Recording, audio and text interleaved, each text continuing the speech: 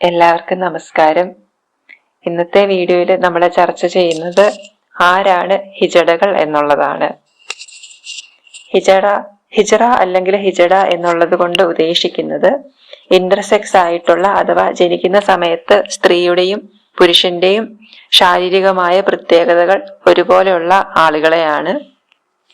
ലിംഗമാറ്റ ശസ്ത്രക്രിയ ചെയ്ത ആളുകൾ, അതേപോലെ ജനിച്ച സമയത്തെ ലിംഗത്തിനോട് മനഃശാസ്ത്രപരമായി സാമ്യമില്ലാത്തവർ ഒക്കെ ഹിജറ എന്ന് തന്നെയാണ് വിളിക്കപ്പെടുന്നത്. ഈ ഒരു സംസ്കാരം തുടങ്ങിയത് ഗുജറാത്തിലായിരുന്നു. പവയാസ്, ഫെറ്റഡാസ് എന്ന പേരുകളിലും ഇത് അവിടെ അറിയപ്പെട്ടിരുന്നു.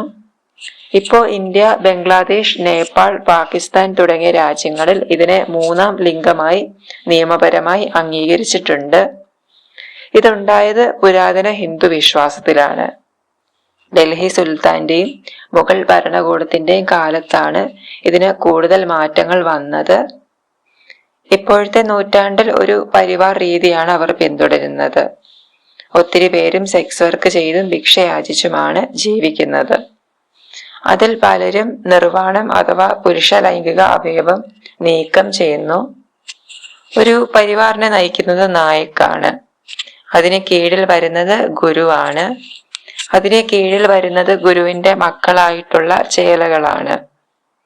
ഇസ്ലാമിക് ക്രിസ്ത്യൻ അധിനിവേശത്തിന് മുമ്പുള്ള കാലത്ത് ദൈവത്തിന് തുല്യരായിട്ടുള്ള ആളുകളായിട്ടാണ് അവരെ കണ്ടിരുന്നത്.